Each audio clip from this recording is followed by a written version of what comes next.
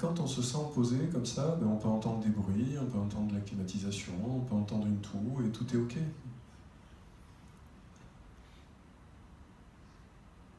Et quand on essaie d'étendre un petit peu notre perception, ben on sent la pièce, et puis on peut sentir et se souvenir de l'intention qu'on a mis à venir ici, aujourd'hui, mettre une journée, consacrer de la valeur à venir à un agile tour,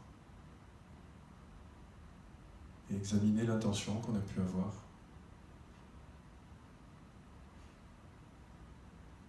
L'intention qu'on a pu avoir de venir dans cet atelier. Et l'intention, la motivation qu'on peut avoir à se dire, mais l'interculturel, l'émergence, c'est quoi les idées qui viennent là? Alors si vous avez quelques idées, une idée, un mot, essayez de le garder avec vous, et puis un petit peu plus tard, peut-être qu'on le réutilisera.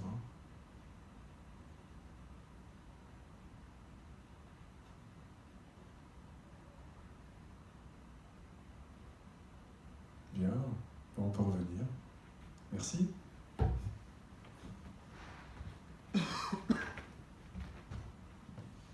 Alors comment vous sentez-vous après cette première expérience? Est-ce que quelqu'un a envie de partager?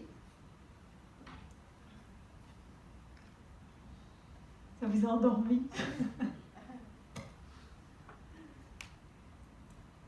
Ok. Alors, voilà un petit peu le parcours qu'on va faire avec ces 4 idées qui sont affichées. D'abord, pourquoi ce sujet? Ensuite, qu'est-ce que c'est qu'un risque interculturel? Parce que souvent, on ne sait pas trop ce que c'est qu'un risque interculturel ou un risque culturel. Les clés de l'émergence qui peuvent aider à gérer ces risques culturels. Et puis, quelques expérimentations. Voilà.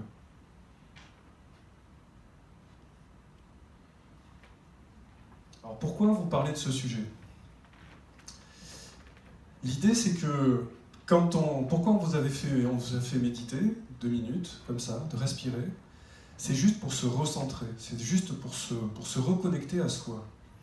Et pourquoi on a besoin de se reconnecter à soi? Parce que souvent, quand on travaille et quand on est dans son agenda, on est perché dans sa tête et on oublie tout ce qui se passe autour. Et l'idée d'apprendre à se reconnecter à soi, avec un outil qui est le plus gratuit qui puisse exister, c'est on s'assoit et on respire. C'est quelque chose d'extraordinairement simple, mais extraordinairement puissant. D'accord? Parce que derrière, vous voyez, les quelques phrases que je vous ai données, je ne suis pas allé chercher à aller très très loin, mais l'idée c'est de mettre de la perspective. Et quand on fait de la gestion de projet, quand on est chef d'entreprise, quand on travaille, remettre de la perspective, c'est quelque chose qui est essentiel. La première perspective qu'on va avoir, c'est de redevenir conscient. C'est-à-dire de se couper des pensées, des émotions, des colères, des peurs, des stress, pour revenir à soi et redevenir conscient. Première étape. Deuxième étape, c'est de se resituer dans son environnement. J'aime bien prendre la métaphore du pilote d'avion qui est à 800 et quelques km/h, dans la nuit, dans le brouillard. En permanence, il doit savoir qu'est-ce que je viens de faire, qu'est-ce que je dois faire, où je suis, qu'est-ce que je vais avoir à faire dans l'instant d'après. Et ça s'appelle, en anglais, on appelle ça le situation awareness, la conscience de la situation. Alexandre Gérard, qui est patron d'une entreprise libérée, Chronoflex, à Nantes, qui parle du savoir-voir. C'est-à-dire apprendre à se resituer dans son environnement. Donc vous voyez les deux mouvements. Le premier qu'on vous a juste fait expérimenter, c'est reprendre conscience de soi. Et le deuxième, c'est se resituer dans son environnement. Et si on arrive à aligner et à apprendre à développer ces capacités, parce qu'on les a tous, eh bien, en toute situation, on va être capable de prendre des décisions beaucoup plus rationnelles, beaucoup plus posées, Et on va imprimer cette rationalité, cette sérénité autour de notre environnement. Alors voilà pourquoi je vous propose de dire on agrandit notre perspective et on ouvre notre conscience. C'est ça la proposition. Ok ? Alors on va commencer par vous illustrer les risques culturels et interculturels par une petite vidéo. Ah non. Je l'ai essayé tout à l'heure. Voilà, je vais sortir de la...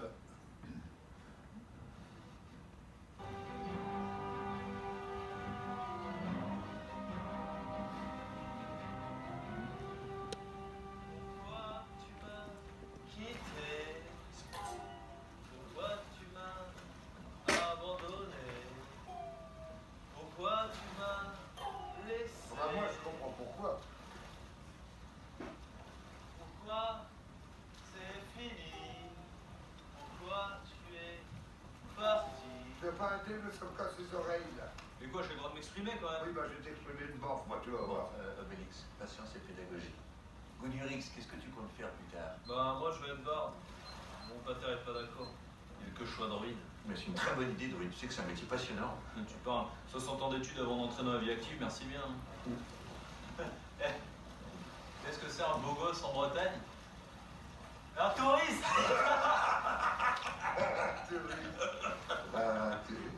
Non, c'est pas méchant. Hein. C'est simplement que chez nous, en Gaule, quand on parle de vous les Bretons, on dit que vous êtes un peu... Non, bah, je veux dire, vous n'êtes pas très... Mais vous d'ailleurs, comment vous nous percevez, nous les Gaulois en Bretagne? Eh bien, on trouve que vous êtes arrogant, brailleur, libidineux, lâche, inculte et sale. Voilà. Vous voyez un exemple. Désolé, la technique.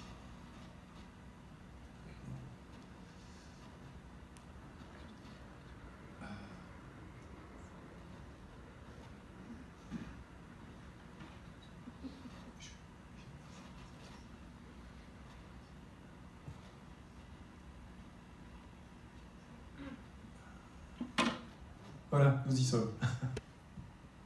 Donc un risque interculturel, ben, c'est une perception de l'autre qui va être différente de la nôtre et qui fait qu'on va percevoir que l'autre est différent, qu'il est con, qu'il est insupportable. Et à partir de là, ben, vont naître des évaluations, des jugements, des critiques. Et à partir de là, ben, on commence à avoir des risques qui vont émerger. Voilà. Donc un risque culturel, ça part de là. D'accord ? On a tous notre réalité. La réalité de chacun, elle est différente de la nôtre. Personne n'a complètement raison. Tout le monde en a un petit bout. Et quand on est on n'arrive pas personnellement à être dans une écoute de l'autre, à arriver à accueillir l'autre tel qu'il est, eh bien, on va commencer à se raidir, on va se mettre en position défensive. Et dès qu'on est en position défensive, ben, qu'est-ce qui se passe? L'autre, on va le sentir comme agressif. D'accord? Donc le risque culturel, à la base, il part de là. C'est un facteur humain. D'accord? On va remettre un peu de lumière. On découvre. Voilà. Voilà. Donc, l'exemple typique d'un facteur humain négatif, qu'est-ce que c'est? Vous voyez l'idée, Fanny qui a passé 5 ans en Inde, je vais te laisser parler de ça, parce que c'est important, c'est que vous imaginez quand on est un ingénieur français et qu'on arrive en Inde, qu'est-ce qui se passe? Donc effectivement, quand on a reçu l'éducation d'ingénieur, quelque part on reçoit comme un lessivage de cerveau. Et donc quand on arrive en Inde, c'est un petit peu un choc culturel. Et là, il y a deux solutions. Au début, on est effectivement dans la résistance. En tout cas, ça a été mon cas, en me disant mais mince, j'arrive pas à leur faire ce que j'aimerais faire. On se sent incompris, on est vraiment très perplexe en se disant comment je vais faire. Et ensuite, petit à petit, on se dit, je ne vais pas moi réussir à changer 1,3 milliard d'habitants. Donc, si je veux rester un moment ici en Inde, j'ai vraiment besoin de changer mon attitude, essayer de mieux les comprendre, essayer de mieux me comprendre aussi. Et ensuite, donc là, pour illustrer, derrière, vous avez une image de Varanasi. Et donc là, c'est toute une autre culture par rapport à la religion, à la vie, à la mort.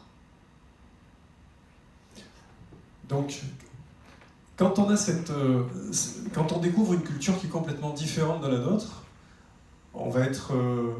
vous avez été peut-être en Asie, en Afrique, en Inde. On est confronté à des phénomènes différents, c'est-à-dire un climat différent, une humidité différente, des conditions différentes, des circonstances différentes. D'accord ? Et ça nous heurte, ça heurte nos habitudes. D'accord ? Et quand on a envie d'aller faire du business dans un pays comme ça, et qu'on arrive avec nos habitudes, et qu'on arrive avec ces habitudes, et qu'on essaye de mettre en place chez l'autre, eh bien, du point de vue occidental, on va avoir des conflits interculturels, et ces mecs-là, ils ne savent pas bosser, et avec des jugements de valeur. D'accord ? Et on a été un grand pays colonisateur, donc on a été confronté à cette réalité. Ok ? Et donc, de notre point de vue, les autres sont on ne peut pas travailler avec eux. On ne peut pas les gérer, on ne peut pas les commander, on ne peut pas les manager, on ne peut pas leur faire confiance, on ne peut pas tout un tas de choses. Et donc souvent, j'aime bien cette... vous savez qu'un risque, c'est une fréquence par un impact. D'accord ? Un risque, c'est toujours un impact, c'est-à-dire une perte, d'accord, potentielle, et une fréquence. C'est-à-dire que, mettons, une crue millénale, on sait qu'elle va arriver tous les 1000 ans, sauf qu'en ce moment, elle arrive plutôt tous les 100 ans. Okay, les épisodes, on en a en ce moment des épisodes méditerranéens.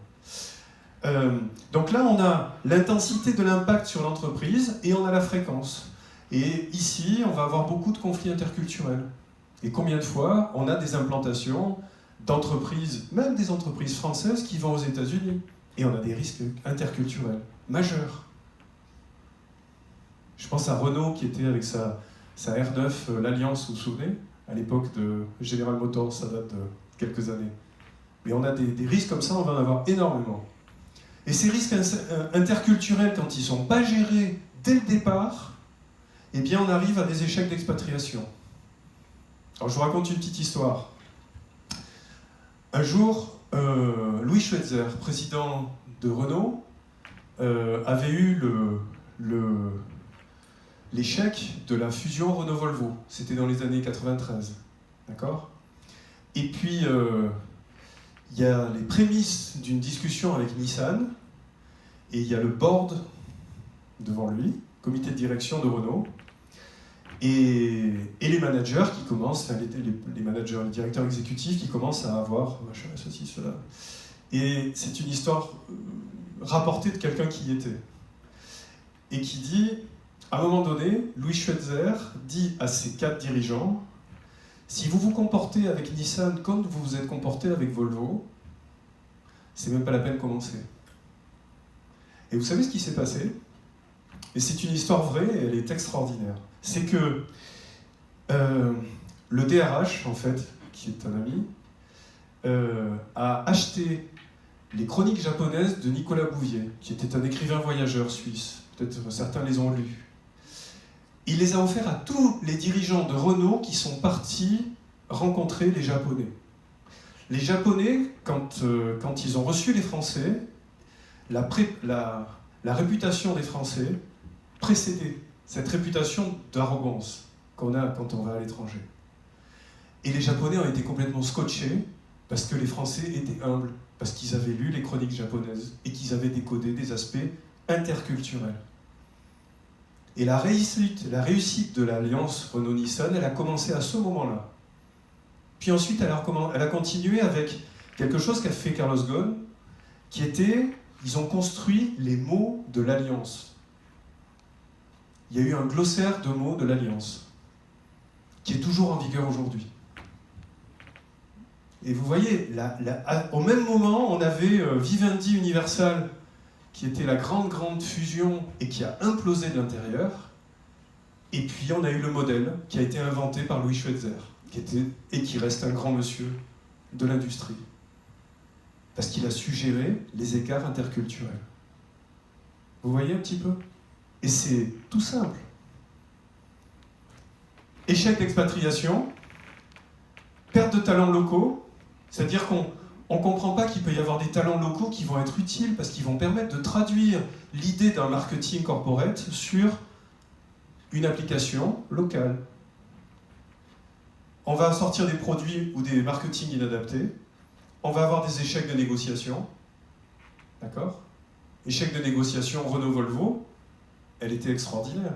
Je ne rentre pas dans les détails, mais il y avait une golden share l'actionnaire, Renault a été propriétaire d'une golden share, d'une action en or, qui était toujours supérieure à l'équilibre des pouvoirs et des rapports de force avec les Suédois. Et les Français n'ont pas voulu la lâcher. Et les Suédois leur disent, écoutez, il n'y a pas de deal. Ça s'est passé comme ça, l'échec. Échec d'alliance ou de joint venture, échec d'implantation. Tout ça à la base parce qu'on n'a pas été capable d'écouter l'autre. Et pourquoi? Parce qu'on n'a pas été conscient de soi avec soi et conscient de la situation. C'est juste énorme. Et ça s'appelle un risque opérationnel. Et ça se chiffre en milliards, en centaines de milliards par an, chaque année, dans tous les secteurs d'activité. Ok?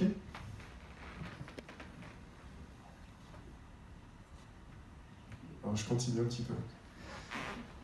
Alors là, je vous ai raconté un risque opérationnel et un risque facteur humain négatif. Et puis, comme ce matin, on a eu des gens de Thales, on a un sponsor de la journée agile qui est Thales. Mais je vais vous raconter une histoire assez extraordinaire, l'histoire du moteur de l'Alpha-Jet. L'avion de la patrouille de France, c'est l'Alpha-Jet, d'accord? Il se trouve que le jour où ce moteur a été lancé, c'était un programme militaire français, et il y a un ingénieur général, j'ai oublié son nom, qui voit une personne qui va être le directeur de programme à la SNECMA, donc qui appartient à... Non, c'est un autre groupe, je me suis trompé, c'est pas Thales, c'est Safran. Et en fait, il lui dit, on va vous donner le programme. Il se trouve que Jean-Pierre Magny, ce directeur de programme, était aussi un pilote de chasse de réserve. Et l'ingénieur général, histoire rapportée aussi, lui dit, écoutez mon petit gars, presque comme ça, vous voyez, les généraux un petit peu, il lui dit, vous allez être directeur de programme, et puis vous allez être le pilote d'essai de l'avion. Ça veut dire que si tout va bien, vous aurez les lauriers, et si tout va mal, ça sera tant pis pour vous. Alors imaginez dans l'aéronautique, je sais qu'il y a quelques ingénieurs et quelques personnes qui travaillent, on a pas mal de sites dans le coin, la dimension culturelle et interculturelle dans les différents métiers de l'aéronautique, elle est extraordinairement importante et grande. On a les directeurs de programme, on a les ingénieurs, on a les techniciens, d'accord? On a les clients, la maîtrise d'ouvrage, et on a des écarts énormes. Ok?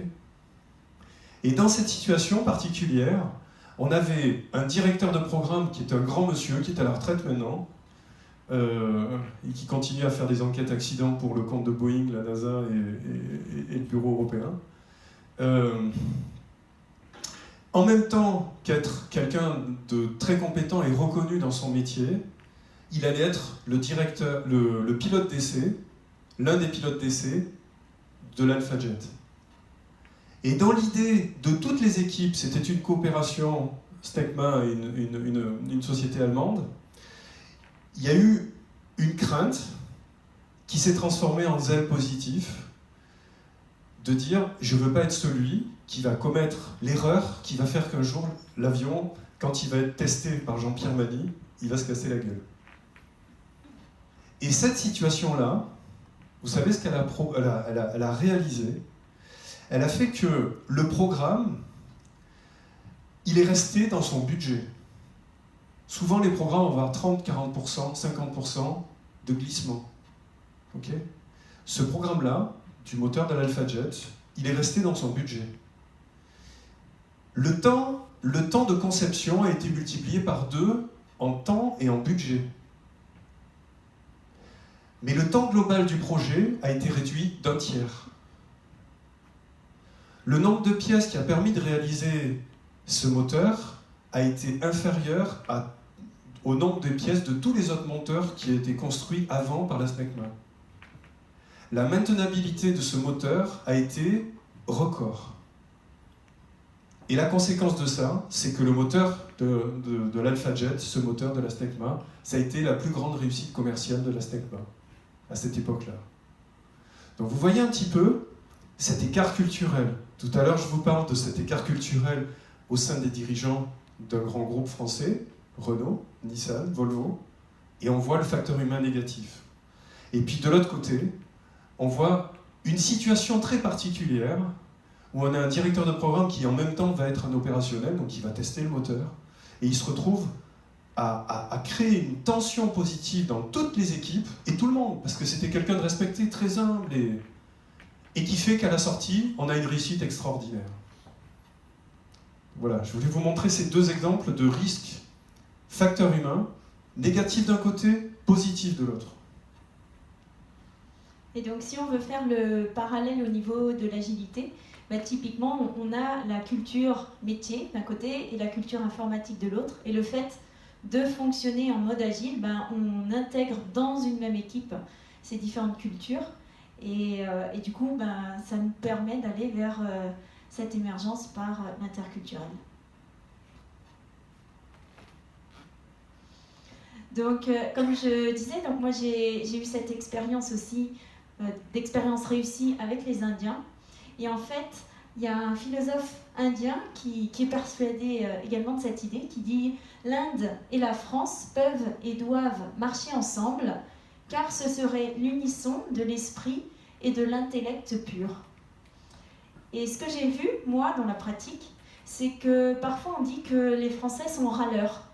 Mais si on regarde le bon côté des choses, eh bien en fait, les Français sont les champions du monde par notre éducation, par notre culture, pour atteindre l'excellence. Et donc ça veut dire qu'on est formaté, entre guillemets, pour identifier tout ce qui ne va pas. Et d'ailleurs, dans la Silicon Valley, les ingénieurs français sont recrutés pour ça. Et de l'autre côté, vous avez les Indiens qui sont habitués à fonctionner en innovation Jugaad. Jugaad, ça veut dire débrouillardise. C'est-à-dire que dès qu'il y a un événement qui arrive inattendu, une difficulté, une adversité, ils le transforment en innovation, en allant pour aller au-delà et créer. Et donc si vous mettez ensemble, avec cette bienveillance, ce respect mutuel des Français d'un côté et des Indiens de l'autre, vous avez d'un côté cette identification des difficultés et de l'autre côté la transformation de ces difficultés en émergence. Et donc c'est assez amusant, voilà, et les Indiens seuls n'arrivent pas à identifier en fait les difficultés. Et pour la petite anecdote, une fois j'étais à Paris et un de mes amis indiens qui vivait en France depuis 8 ans commence à râler, et moi automatiquement sans réfléchir je lui dis « Ah mais c'est génial, du coup tu vas pouvoir faire ça et ça et ça ». Après je le regarde, je lui dis « Ah non mais là ça va pas, toi tu joues le rôle du français, moi je joue le rôle de l'indienne ». Et donc là, comme vous pouvez voir, on peut s'acclimater à cette interculturelle dès le plus jeune âge. Ouais, c'est une photo où il y a des enfants américains, français et indiens. Alors, l'un des maîtres mots qui permet, peut-être on va essayer de couper la lumière devant.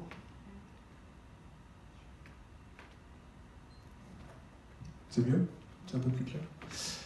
L'un des maîtres mots, c'est comment on fait pour générer de la confiance. Et quand on est chef de projet, quand on est dirigeant, quand on est manager, quand on a une responsabilité, que ce soit dans n'importe quel type d'association ou autre, comment on fait pour générer de la confiance? Eh bien, en partant du haut, mon Mac est tombé en panne, j'étais obligé de passer sur un vieil ordi de secours, donc l'animation est figée. L'idée, c'est, premier élément, c'est de parler franc. Oser l'authenticité, parler franc. Montrer des preuves de respect. Faire preuve de transparence. Corriger ses erreurs.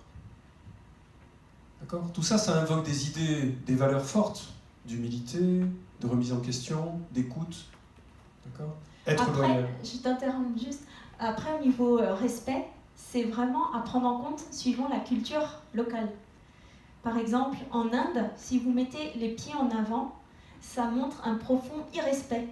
Donc parfois, les Français ils n'arrivent pas à rester assis en tailleur, et donc ils ont envie de se détendre les jambes. Ils mettent les pieds en avant, et là c'est dramatique pour les Indiens.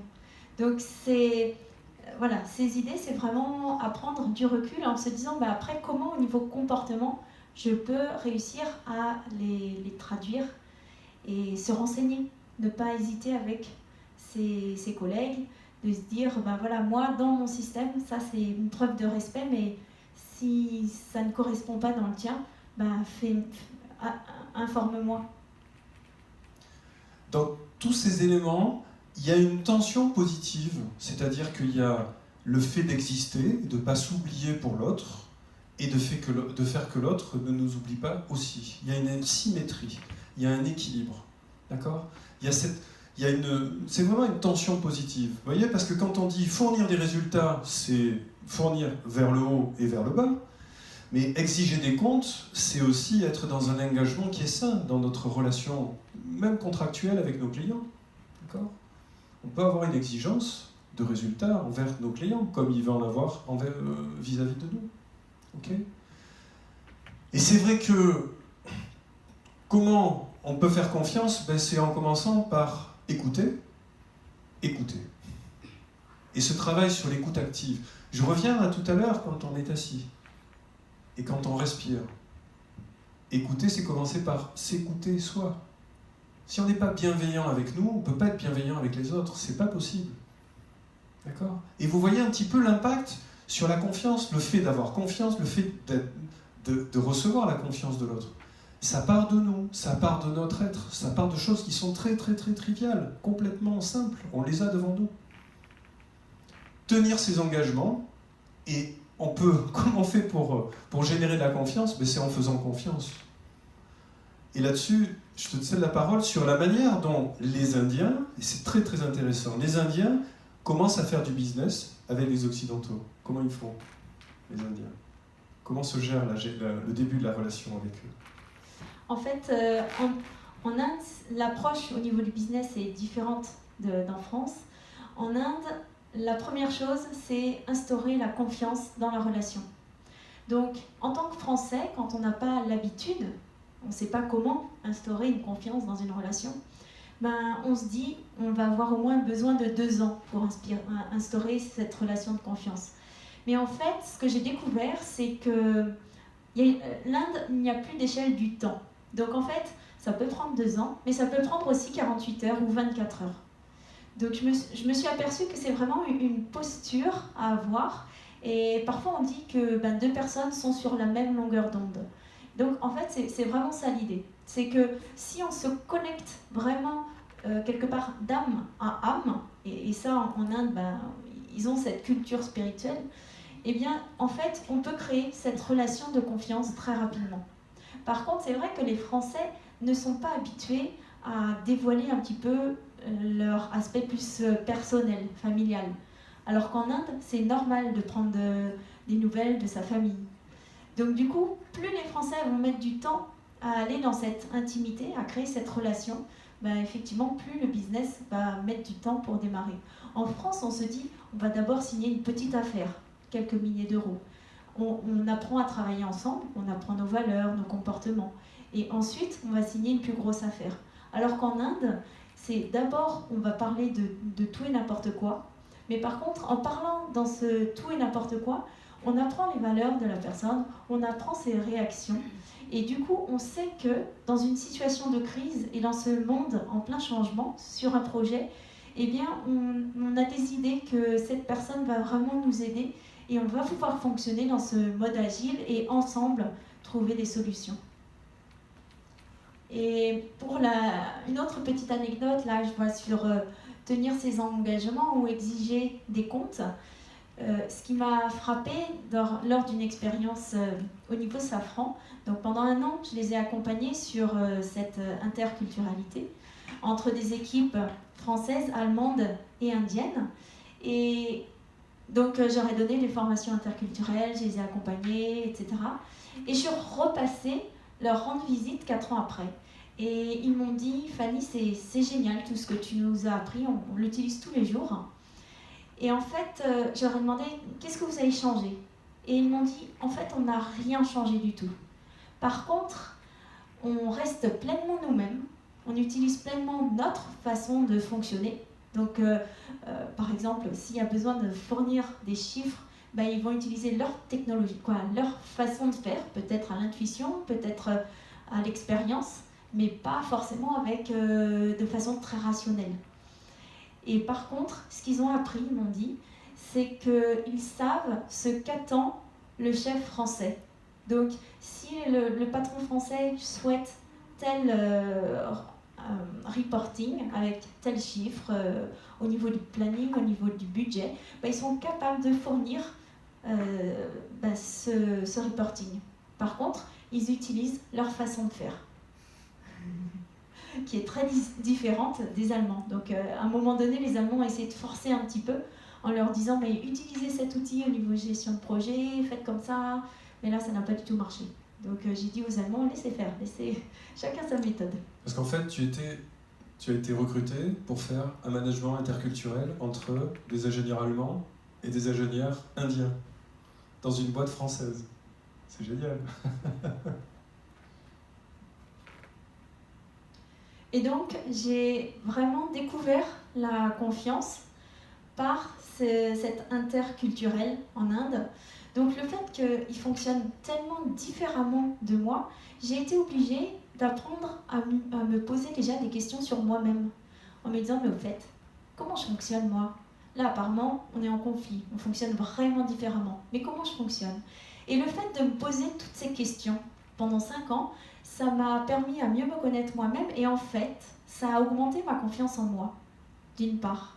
Et d'autre part, le fait d'oser poser des questions peut-être un peu plus intimes à mes interlocuteurs indiens, eh bien, ça a permis très rapidement de créer des liens de confiance avec certains chefs de projet, directeurs de projet, responsables qualité. Et pour illustrer cette confiance, une fois, il y a un projet qui marche très très bien en microélectronique, donc en Inde.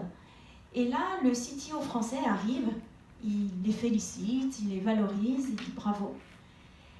Et il leur dit, bon, c'est tellement un succès, j'aimerais la même chose pour l'Europe. Et là, le directeur de projet indien a dit... Donc oui à l'indienne, voilà, parce qu'un Indien, il veut faire plaisir à ses clients, à ses chefs. Et par contre, après, le directeur de projet indien, il est venu me voir et il m'a dit Fanny, c'est pas possible. Donc j'ai essayé de comprendre en lui disant pourquoi c'est pas possible. Ça a été une vraie réussite en Inde. Et là, il m'a dit qu'en fait, c'est la qualité qui est différente. En Inde, leurs besoins, si on évalue toutes les fonctionnalités, il y a peut-être besoin de 80% des fonctionnalités. Donc ils vont tester avec ce niveau d'exigence. Par contre, pour l'Europe, il y a peut-être besoin de 95% au niveau qualité. Et donc du coup, c'est pas possible si on repartait du même projet. Parce que au niveau qualité, nous n'allions pas y arriver. Il fallait reprendre totalement le projet. Et donc ils ont testé, comme il n'a pas voulu contredire le chef français, ils ont essayé de tester comme ça en améliorant, mais c'était pas possible. Et au bout d'1 an, en fait, ils ont dû refaire à 0. Donc c'est pour illustrer l'importance de la confiance, en fait, pour pouvoir gérer cette interculturalité. Et donc là, pour la photo pour illustrer, c'est effectivement voilà, cette jeune fille française qui est capable de discuter en fait avec n'importe qui. Donc là, vous avez une personne du Rajasthan qui ne parle pas la même langue, mais ce qui me fascine, c'est que bien en fait, dans nos interactions, la langue, la parole représente 7%. Donc du coup, il y a plein d'autres choses qui se passent pour créer cette confiance.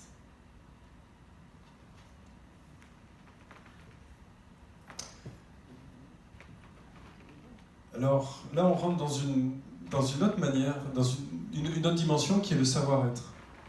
Et le savoir-être, quand on est dans une autre culture, il commence par ne pas chercher à imposer son propre point de vue.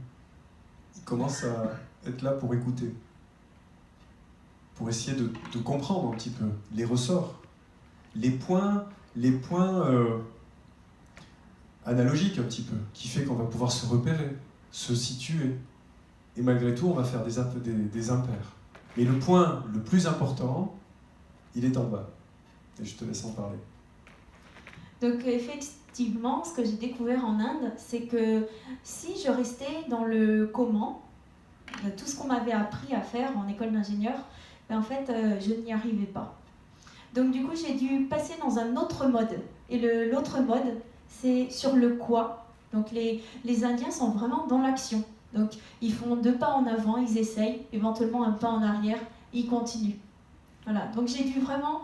j'ai découvert voilà, ce quoi en fait. Qu'est-ce qu'on fait, quelles actions. Et ensuite, ben, chacun le fait à sa manière. Et l'autre question, c'est pourquoi. Pourquoi on le fait? Quel est le sens? Donc, en partageant ce niveau de questionnement avec mes interlocuteurs indiens, donc le quoi et le pourquoi, et non plus du tout le comment on le fait, et bien là, il y avait des résultats. Et c'est même surprenant, parce que parfois je me disais, ouh là là, ça c'est très compliqué, ça va prendre au moins 6 mois. Et à ma surprise générale, ben parfois ça prenait que 1 mois. Et au contraire, parfois je me disais, oh ça a l'air facile, et en fait non, ça pouvait prendre 6 mois. Mais par contre, en fonctionnant ensemble, eh bien, il y a vraiment des résultats intéressants. Alors, la différence qu'il y a entre le comment et le pourquoi, c'est la même différence qu'il y a entre l'entreprise 1.0, command and control, c'est-à-dire il faut le faire comme on a dit, c'est la norme, c'est le process, d'accord, c'est calé, et l'entreprise agile, ou l'entreprise apprenante, ou l'entreprise libérante. D'accord? Vous voyez un petit peu la différence? Dans l'entreprise, dans ces innovations managériales et organisationnelles, qu'est-ce qu'on a? On a la hiérarchie qui est inversée, c'est-à-dire que le pouvoir est redonné aux faiseux. Le pouvoir est donné aux producteurs. Et toutes les fonctions support, les fonctions hiérarchiques, elles deviennent des servant leaders. On est là pour servir. C'est une clé culturelle très très importante. Quand vous voyez une organisation et que vous avez un opérationnel, même qui est tout en bas de la hiérarchie, et qui dit « j'ai besoin de ça » ou « j'arrive pas à faire ça », si vous voyez son manager ou son dirigeant qui va lui dire « qu'est-ce que je peux faire pour t'aider ?» Là, vous êtes dans un trait culturel, l'un des traits culturels, on en a compté, chez MOM 21, on en a compté 43, qui vont faire que on va avoir quelque chose de vraiment intéressant en termes de libération d'entreprise. D'accord? Donc vous voyez la différence, c'est tout simple, hein, se baser du comment au pourquoi. Là, on l'a sous un angle qui est interculturel entre deux pays, d'accord, qui sont tellement différents. Et on voit la traduction dans une organisation. 1.0 d'un côté, 2.0, 3.0 de l'autre. Ok? Et l'autre point aussi appris en Inde, c'est la relation par rapport aux procédures, lois. Donc en fait, ils m'ont dit que toutes ces choses-là, oui, elles sont là, mais elles sont là pour nous aider. Et donc, ce qui prévaut, c'est le bon sens, c'est leur intuition. Et chaque cas, chaque projet est unique. Donc, si le processus donné par la qualité, par exemple, n'était pas adapté à leur projet, eh bien, ils utilisaient leur bon sens en se disant « non, là, ce point-là, ce n'est pas adapté et je fais autrement ». Donc, là aussi, pour les dirigeants français, c'était un petit peu perturbant. Alors, quand on est face à des situations de blocage où tout le monde est arqué sur le comment en disant mais mon comment il est mieux que le tien, d'accord, c'est du vécu, d'accord, c'est du vécu. Et bien c'est là où il y a certains agile games qui vont être géniaux, d'accord, parce qu'ils vont permettre de casser le mode opératoire hiérarchique. Le petit agile game qu'il y avait là tout à l'heure, vous savez le mobile, qui était juste, vous l'avez vu à côté de la... D'accord, avec les fils de fer de couleur. Okay, c'est un jeu agile. Quand on demande à une équipe de dire comment on joue avec ça et comment on essaie d'aller le plus loin possible dans le mobile sans qu'il tombe, eh bien on va voir tout de suite émerger une collaboration, une coopération, un ajustement, une créativité, une souplesse. Des choses extraordinaires. Alors ça, c'est un agile game qu'on a mis en œuvre il y a une dizaine de jours à Avignon avec l'association Vision 2021, qui travaille avec, dont le président est Robert Dilts, qui a travaillé sur l'échelle de Dilts, vous connaissez un petit peu, sur les comportements. Et donc, on a lancé cet agile game. Le nœud humain. Le nœud humain, vous connaissez? Non? On peut en faire un. Hein. Si vous voulez, tout à l'heure, on en fait un. Alors, c'est très, très, très drôle. On peut se mettre dehors, là où il y a un peu plus de place. C'est une bonne entrée en matière quand vous créez une équipe. Absolument. Ouais, on a un petit peu de temps, puisqu'on devait avoir 1 heure, on a 1h30. Donc, ça vous dit? Ça vous plairait? Ouais. Donc, du coup, ça permet vraiment d'expérimenter à la fois la cohésion d'équipe et à la fois, ça peut faire émerger des différences au niveau des valeurs, au niveau du comportement. Alors il y a quelque chose qui est très très important dans ces jeux d'Agile Game, c'est qu'on va vivre des choses ensemble, on va expérimenter des choses ensemble. On ne va pas être que dans notre pensée, toujours perché en haut. On va vivre des choses ensemble et on va trouver des solutions ensemble. Et c'est une analogie qui est intéressante, parce que si on est capable de le faire avec un jeu, on est capable de le faire avec n'importe quoi. Okay. Alors, les clés de succès de l'émergence, je vous ai dit tout à l'heure, les 2 lignes du bas, je ne sais pas si on arrive bien à les lire, la conscience de la situation du dirigeant, du manager, de l'équipier. Quand on parle de la conscience de la situation, on est tous des êtres humains, qu'on soit en haut de la hiérarchie ou qu'on soit tout en bas. On est les mêmes. C'est assez subversif, mais c'est quand même une réalité. Donc cette conscience de la situation, cette conscience, on peut tous la réveiller, la déployer, la développer. Qu'on soit proche de la retraite ou qu'on soit en école d'ingénieur, ok ? Et ça va de pair avec la clarté des intentions du dirigeant et de l'actionnaire. Vous voyez tout à l'heure, quand il y a eu cette présentation sur l'entreprise agile, faite par cette personne de Thales, on a bien vu qu'à un moment donné, c'est un mouvement émergent qui démarre chez Thales en 2006, et puis on commence à avoir des projets agiles, et puis on commence à avoir des choses un peu plus... et puis qui vont grimper dans l'organisation, et petit à petit, ça infuse. C'est-à-dire quand le dirigeant, qui est en mode command and control, parce qu'il veut avoir de la rentabilité pour ses actionnaires, il se rend compte que le projet agile, il est facilitateur, qui permet de générer de la performance et du bonheur au travail, et de l'implication. Et qu'est-ce qu'il fait ? Il lâche un peu l'affaire. D'accord ? On vous a fait méditer tout à l'heure pendant 2 minutes. La méditation commence à rentrer de plus en plus, de façon de plus importante dans les entreprises. Si vous voulez trouver du boulot dans la finance à la City à Londres, si vous n'avez pas, vous mettez pas que vous faites de la mindfulness sur votre CV, vous ne rentrez pas. Ok ? Donc ce sont des outils qui sont puissants. Et ce travail de développement de la clarté des intentions, c'est quelque chose qui est important pour nous. Si on veut du bonheur au travail, on ne peut pas aller tous les matins travailler dans une boîte où on se sent complètement étranger avec les objectifs. On arrive à des burn-out. D'accord ? Rentrez. Ok ? Donc ce travail de clarification des intentions, c'est quelque chose qui est essentiel et tout le monde a à le faire. Ok ? Et quand on est dans cette volonté de l'émergence, l'émergence, on va en parler 2 minutes, parce que quand on est dans une organisation, et la majorité d'entre nous travaillons dans des organisations qui sont 1.0, hiérarchiques, d'accord ? Où la créativité, les idées, elles partent d'en haut et elles arrivent en bas en top-down. On est là-dedans. Et comment on travaille sur ce processus de transformation ?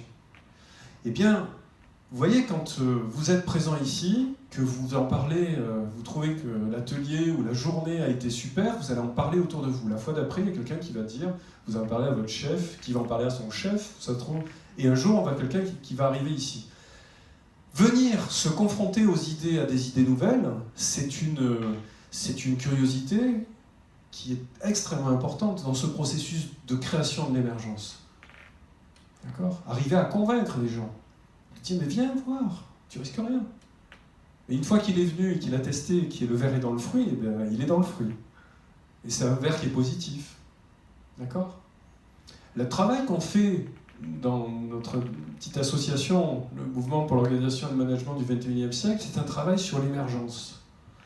C'est-à-dire qu'on rassemble des dirigeants, des managers, des coachs, et on les confronte à des situations, à des expérimentations, parce que dans le monde, il y a des pionniers. Il y a des dirigeants pionniers. Et des dirigeants qui disent, ben moi j'ai envie d'être dans mon propre bonheur au travail, et je veux faire en sorte que tous les équipiers, on ne dit plus les salariés, les managers, on dit les équipiers, vivent ce même genre de choses. Mais imaginez quand vous avez un patron du CAC 40 ou autre qui arrive et qui assiste à ce genre de situation, pour lui, c'est une curiosité. Il y a un grand patron, c'est une histoire qui est assez curieuse, qui est parue sur le New York Times et qui a été relayée, je crois, par le Figaro. C'est un grand patron américain qui s'appelle Mark Bertolelli, qui est président de Aetna, qui est l'équivalent de AXA aux États-Unis, donc une des 100 plus grosses boîtes américaines. Et puis ce monsieur, ben, c'est un président, avec des objectifs, avec des plans à 2 ans, à 3 ans, ainsi de suite. Puis un jour, il part au ski, et puis il a un accident de ski. Et il tombe dans le coma. Et puis quelques semaines après, il se réveille de son coma. Et puis il retrouve ses capacités, il perd un bras dans l'histoire, et quand il revient, bon, il se trouve qu'il a fait un truc un peu curieux, c'est qu'il a fait une expérience de mort après la mort, de vie après la vie. Vous savez, les non-death experience. Et vous savez ce qu'il fait ? Quand il revient, quand il reprend son poste de président, ben, il a vécu une chose qui était tellement incroyable, une situation complètement folle pour lui, qu'elle a changé son intention en tant que président d'Aetna. Il a mis en place des cours de yoga, des cours de méditation. Et alors autour de lui, les gens ont dit, mais qu'est-ce qu'il fait ? Augmentation du bonheur au travail, augmentation de la rentabilité, augmentation du chiffre. Il met en place des cours de méditation et des cours parce que ça fait baisser le stress pour ses clients. Et ça fait baisser le coût des primes parce qu'il y a moins de clients qui sont stressés. Et il fait baisser, vous voyez, il fait des petites incentives comme ça. Vous voyez, ça c'est des exemples. Moi j'adore en parler parce que ça montre que l'intention du dirigeant, elle peut changer dès qu'il y a une petite circonstance qui vient le toucher et qui vient lui casser le paradigme dans lequel il était. Et ça peut nous arriver à tous. Hein. Et ça peut leur arriver aussi. D'accord ? Donc ça veut dire que... Et ça, c'est un point qui est majeur, c'est vraiment de comprendre que la culture d'entreprise, elle est un miroir de la conscience du dirigeant. Si le dirigeant, il est moulé à la louche dans une projection de paradigme qu'on lui a appris dans une école d'être complètement docile vis-à-vis de son conseil d'administration, ben, il va avoir une culture d'entreprise qui va être très hiérarchique. On le connaît dans les banques, dans les assurances, dans la grande industrie, dans l'automobile, on le connaît tout ça. Et puis quand on a un dirigeant comme ça, qui prend un grand coup dans sa vie, eh bien sa culture d'entreprise change. Et en pas longtemps. Donc ça veut bien dire que c'est juste une histoire d'intention, c'est juste une histoire de conscience. Et après, pour le parallèle au niveau conscience, on peut l'avoir aussi au niveau du projet. Donc au niveau d'un projet, on a une certaine liberté d'action. Et donc les équipes projets peuvent s'approprier cette façon de faire. Donc vous voyez ici les écarts qu'on va avoir dans les clés de l'émergence, dans les risques interculturels. Au maximum, c'est quand on est dans un autisme interculturel, autisme culturel, c'est-à-dire qu'on refuse la différence de l'autre. Élevé, ça va être une connaissance culturelle. Vous voyez, quand les ingénieurs de Renault lisent les chroniques japonaises, si vous ne l'avez jamais lu et que vous aimez le Japon, lisez-le, vous allez prendre un pied absolu. Modéré, on va être sur des compétences interculturelles, c'est-à-dire qu'on commence à comprendre un peu les mécanismes de l'autre. Et là, ces risques, quand ils sont maîtrisés, on est dans une intelligence culturelle et interculturelle. C'est-à-dire qu'on est capable de parler le langage de l'autre. Dans les projets, ça veut dire que le directeur de projet, il est capable de parler comptabilité au comptable, il comprend les enjeux, il est capable de parler contrôle de gestion, il est capable de parler marketing, il est capable de parler en fonction des différentes fonctions de l'entreprise. Et il est capable de traduire son projet dans les différents cadres de référence de ses parties prenantes et de son client. Vous voyez, peut-être quand je vous cite des grands exemples comme ça, on a l'impression de partir très loin, mais c'est juste pour vous montrer que c'est exactement la même chose qui se joue quand on est en train de négocier un budget, on est en train de parler avec un client, on est en train de parler avec un usager qui va utiliser les applications qu'on développe. C'est toujours la même chose. Et la bonne nouvelle, c'est que cette intelligence culturelle ou interculturelle, ça se développe et ça se pratique. Donc plus on la pratique, plus ça se développe. Parce qu'en fait, on se connecte à notre être humain. Et donc en se connectant à ce niveau, et bien du coup on crée cette émergence.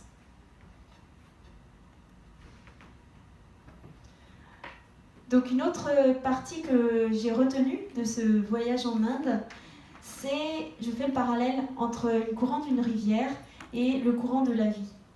En fait, ce que j'ai retenu de l'Occident, c'est qu'on est formaté pour avoir des objectifs, des intentions. Donc, une idée claire de là où on veut aller. Et la grande difficulté en Inde, c'est qu'ils n'ont pas forcément cette idée claire sur leur projet. Et de l'autre côté, par contre, en Inde, ils ont cette façon de vivre qui est le moment présent. Et donc, ils sont dans le moment et ils sont sans arrêt en train de saisir des opportunités. Donc, quand il y a un chef qui arrive, qui leur demande de faire quelque chose, ils commencent à faire cette action. Et ensuite, si ils ont un autre chef qui arrive, ils vont s'arrêter de faire ça, ils vont prendre autre chose. Et au niveau du business, c'est la même chose. Si dans la rue, ils rencontrent quelqu'un qui peut être un fournisseur ou un client, du coup, ils vont commencer à discuter avec lui, commencer à faire un projet, et puis après, ils croisent quelqu'un d'autre et hop, ça les met sur un autre projet. Donc du coup, ça va dans tous les sens et ils vont d'opportunité en opportunité. Et donc, et tout ça, ils le font dans la joie. C'est aussi ça que j'ai retenu de l'Inde. C'est quelles que soient les circonstances, même en pleine mousson, ils sont dans cette joie. Et donc quand on cumule d'un côté les intentions et de l'autre côté vivre dans le moment présent et saisir les opportunités, eh bien ça fait qu'on a cette sensation vraiment d'être dans le courant de la vie et dans une sensation de facilité et de performance. Et en même temps, comme on est dans cette joie, ça nous donne un peu de bonheur. Donc c'est vraiment expérimenter. Voilà. D'un côté les intentions. Donc pour un Français, ça veut dire peut-être alléger son agenda, ne pas remplir ses 8 heures de travail, mais peut-être laisser un peu de pourcentage de temps vide pour pouvoir saisir les opportunités. Donc comme tout à l'heure, un des chefs d'entreprise parlait de laisser 10% de non-activité à ses équipes. Eh bien, ça peut être une façon de faire. Et de l'autre côté, pour les Indiens, c'est au contraire donner cette vision, parce que sans ça, ils sont sans arrêt allés d'opportunité en opportunité, et du coup, ils ont du mal à aboutir à des projets, à finaliser des projets. Alors du coup, pour expérimenter cette émergence, on va vous proposer un petit exercice. Est-ce que vous êtes prêts ? Donc vous nous avez écoutés. Et donc, ce que je vous propose, c'est de voir qu'est-ce qui émerge comme mot de manière consciente, inconsciente, par rapport à cette discussion.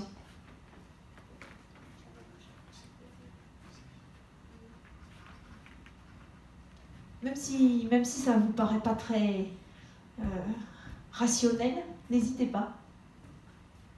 Ouais, surtout lâchez-vous. Hein. Les mots qui sortent, ils sont tous bons. Richesse. Richesse. Il y a le partage. Partage. Acceptation. Acceptation. Échange. Joie. Échange. Joie.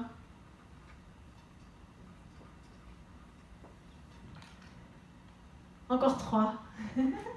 Différenciation. Différenciation. Oups. Quoi d'autre? Quoi d'autre? Écoute. Écoute.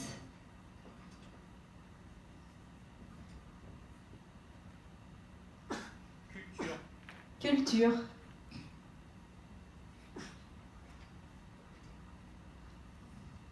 Alors maintenant, si je vous dis richesse et partage, qu'est-ce qui vous vient à l'esprit? Même si c'est pas rationnel, comme je disais, lâchez-vous, c'est bon. Pas de censure ici. J'ai pas entendu, qu'est-ce que vous avez dit? C'est bien, c'est forcément bien. J'ai dit un apéro. Un apéro, très bien. Génial.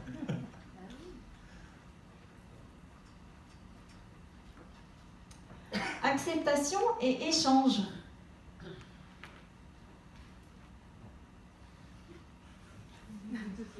Oui, c'est bon.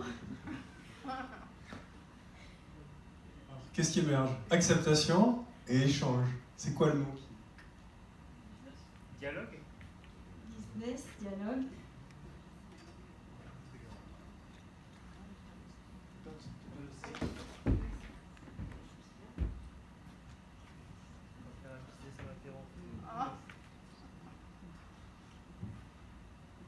Business ou dialogue, ok. Ensuite, nous avons joie et différenciation. Ça grimace.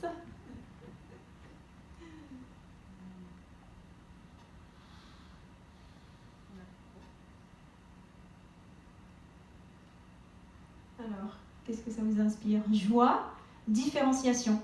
Laissez, même si c'est vraiment pas du tout raisonnable les mots qui viennent, c'est pas grave.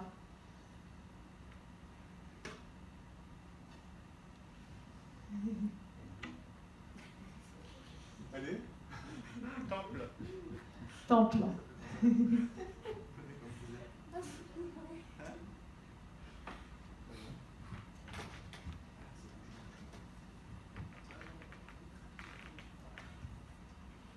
Écoute et culture.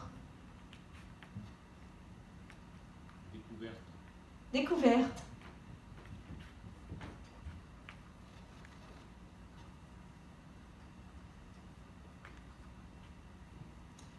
Ensuite, apéro, business, dialogue. Peut-être faire des apéros en fin de journée avec, pour signer une nouvelle affaire. Une rencontre.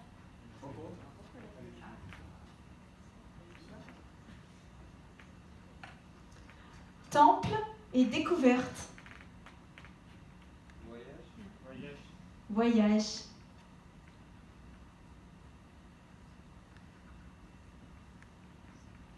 Rencontre et voyage. Vacances.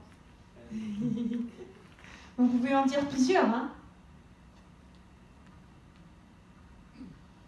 Quoi d'autre?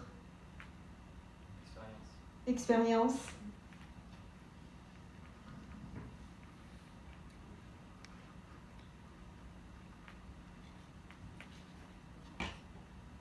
Super.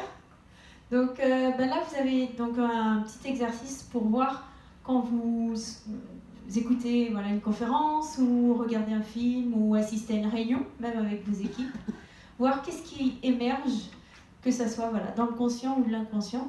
Vous pouvez faire ressortir des mots comme ça. Et ensuite, vous pouvez utiliser ces mots pour soit bâtir quelque chose de commun au niveau de l'équipe, ou un argumentaire marketing, ou voilà, piocher dans ces mots.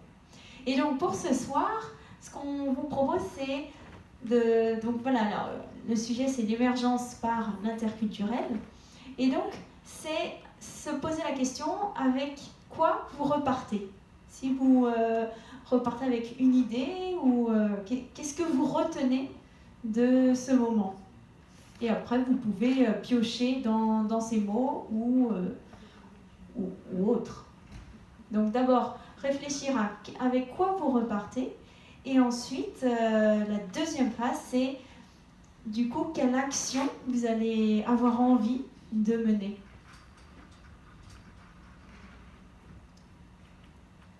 Alors, on va regarder au niveau du timing.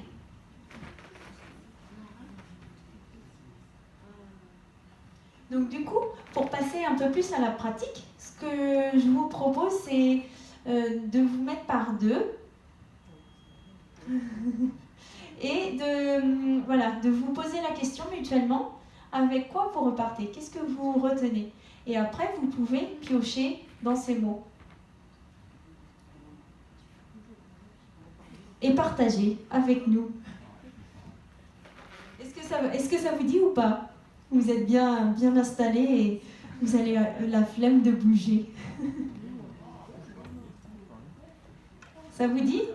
Parce que en fait, donc aujourd'hui, je suis conférencière et coach, et ce que j'ai vu de mon retour d'expérience en Inde, c'est qu'il y a beaucoup de gens qui lisent beaucoup de livres, qui regardent beaucoup de films, qui regardent beaucoup de vidéos, qui assistent à beaucoup de conférences, mais ils ne se posent pas ces deux questions.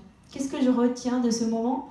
Et du coup, quel impact cela a en moi? Quelle action différente j'ai envie de faire? Quelle transformation? Quel changement? Et en fait, je me suis dit, c'est dommage de passer autant de temps si on ne retire pas un petit quelque chose de peut-être de concret pour soi-même. Donc c'est pour ça que j'ai envie de vous inciter à faire cet exercice. Alors, qui est-ce qui est tout seul? Voulez-vous mettre ensemble ou... On peut faire ça court, hein, juste 5 minutes, histoire de poser un peu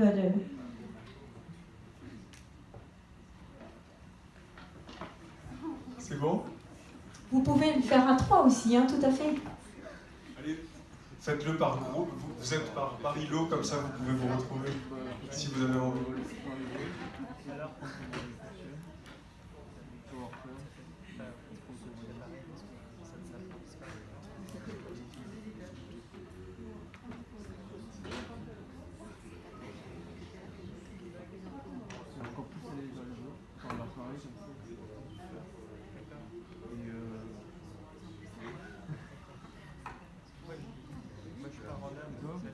Et pour vous inspirer, vous pouvez piocher aussi dans les mots que nous avons partagés tous ensemble.